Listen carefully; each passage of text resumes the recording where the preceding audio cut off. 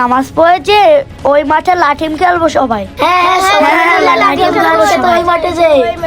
এই তোরা মসজিদের ভিতরে কথা বলতেছিস কেন? খবরদার মসজিদের ভিতরে কথা বলবি না। একটা যদি শব্দ শুনি না ঘাড় ধাক্কা দিয়ে বের করে দেবো। এইসব ছেলেমেয়ের বাপ মা কেন যে মসজিদে পাঠায় এটাই বুঝি না। কেউ কথা বলিস না, তাহলে উনি এসে মারবে না। এইসব পোলাপানটা কেন যে মসজিদে পাঠায়? মসজিদে নামাজের পরিবেশটাই নষ্ট করে ফেলে। বদমাইশ পোলাপান সব। কি ব্যাপার ভাই, কি হয়েছে? আর বলেন না হুজুর, এইসব ছেলেমেয়েরা কেন যে মসজিদে পাঠায় ওদের বাপ মা? মসজিদের পরিবেশ এরা নষ্ট করে, নামাজ পড়তে পারে না ঠিক মতো। ভাই আপনি উত্তেজিত হয়েন না, বাচ্চারা হচ্ছে মসজিদের সৌন্দর্য, তাদের সাথে খারাপ ব্যবহার করেন না। আরে হুজুর আপনি চুপ থাকেন তো। নামাজ পড়তে ওদের জন্য ডিস্টার্ব হয়, এদের মা বাবা ওদের শিক্ষা দেয় না বলে মসজিদে এসে ঝামেলা করে। থাক হুজুর, ওনাকে বোঝানো লাগবে না, ওনাকে আমরা কেউ বুঝাইতে পারবো না। আচ্ছা যাই হোক, জামাতের সময় হয়ে গেছে, সবাই প্রস্তুতি নেই। দাঁড়িয়ে কাতা সোজা করি, মোবাইল ফোন বন্ধ রাখি।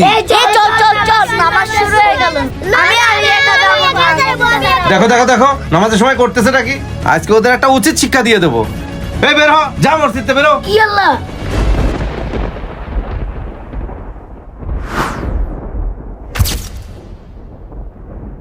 এই যে বেরো বদমাইশ ছেলে পেলে, খবরদার যেন মসজিদে আসবি না। যা বেরোয় যা। এই শান দাদা ওঠ। আরে ভাই এ কি করলেন, বাচ্চাটাকে ফেলে দিলেন? ভাই আপনি কিন্তু এই কাজটা মোটেও ঠিক করলেন না। এরকম ছোট একটা বাচ্চাকে আপনি ধাক্কা কেন মারলেন? আমি আর এই মসজিদে কোনোদিন নামাজ পড়তে আসবো না। আশা লাগবে না, যা বেরো। আমরা এই মসজিদে নামাজ পড়তে আইবো না। তোমরা দাঁড়াও, এই যেও না তোমরা।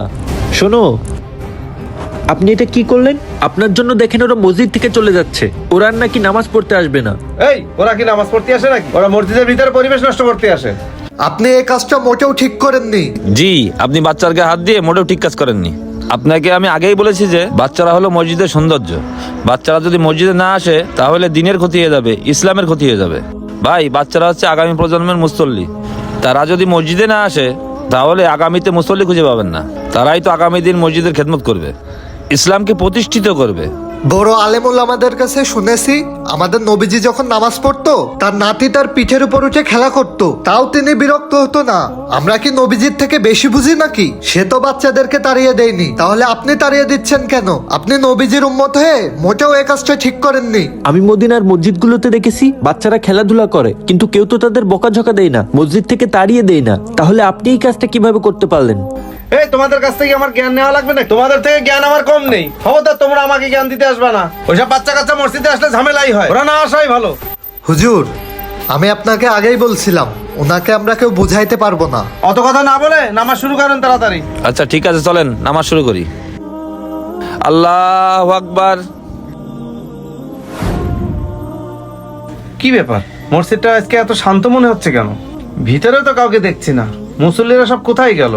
নামাজের ওয়াক্ত হয়ে গেল, মুসল্লিরা কেউ মসজিদে আসেনি কেন? ইমাম সাহেব আর মুয়াজ্জিনকে ছাড়া আর কাউকে তো দেখছি না। দেখি তো বিষয়টা কি। কি ব্যাপার ইমাম সাহেব, মসজিদে নামাজের ওয়াক্ত হয়ে গেল, মুসল্লিরা কোথায়? ভাই আজকে তো কোনো মুসল্লি আসেনি। কেন, কি বলেন, মুসল্লি আসেনি কেন? কেন আসেনি বুঝতে পারতেছেন না? তারা তো আপনার জন্যই আসেনি। কি বলেন, আমার জন্য আসেনি মানে?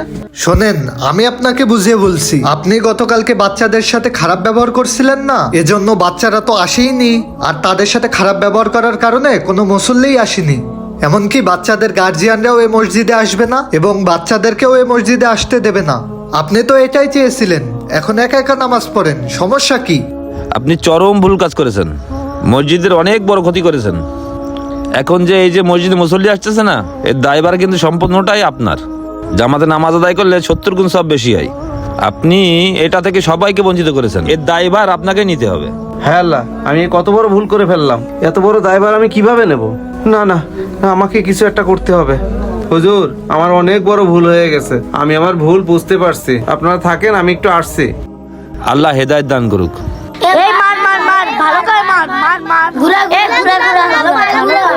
ওই যে বাচ্চারা, এই বাবারা একটু এদিকে আসো। শোনো বাবারা, যেও না, এদিকে আসো। কি ব্যাপার, তোমরা আমাকে দেখে পালাচ্ছ কেন? আপনি আমাদের আবার মারবেন, এই জন্য আমরা পালাচ্ছিলাম। আমি তোমাদের মারতে আসিনি, মসজিদে নিতে আসছি। তোমরা মসজিদে নামাজ পড়তে যাওনি কেন? মসজিদ সম্পূর্ণ ফাঁকা হয়ে আছে। ওই দিন তোমাদের সাথে আমি খারাপ ব্যবহার করে ফেলেছি, আসলে আমি বুঝতে পারিনি। তোমরা আমাকে ক্ষমা করো। এই দেখো বাবা, আমি তোমাদের জন্য চকলেটও নিয়ে এসেছি। চলো আমরা মসজিদে ফিরে যাই। এই চকলেট এনেছে, চকলেট আমাদের জন্য আঙ্কেল চকলেট এনেছে। আমরা তো ভাবিলাম আপনি আমাদের মারতে আসতেছেন। আরে না বাবা, চলো আমরা সবাই মিলে মসজিদে যাই। এখন থেকে সবাই 5 ওয়াক্ত নামাজ পড়তে মসজিদে যাবে। তোমরা যদি মসজিদে না যাও তাহলে মসজিদে যাবে কারা? তোমরাই তো আগামী দিনের মুসল্লি। আচ্ছা আঙ্কেল, আমরা এবার থেকে 5 ওয়াক্ত নামাজ পড়তে যাব ইনশাআল্লাহ। আলহামদুলিল্লাহ বাবা, এই নাও সবাই চকলেট খাও। চলো বাবা, আমরা সবাই মসজিদে যাই। হ্যাঁ চলেন চলেন চলেন। বাচ্চারা মসজিদের সৌন্দর্য, এজন্য বাচ্চারা দুষ্টুমি করলেও বাচ্চাদেরকে কখনো মসজিদ থেকে বের করে দেবেন না।